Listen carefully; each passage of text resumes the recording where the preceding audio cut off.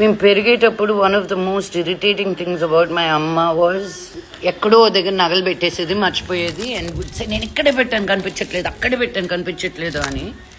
And మా లైఫ్లో సగం టైం మమ్మీ ఎక్కడ పెట్టిన నా వస్తువులు ఎతకడానికి సరిపోయేది.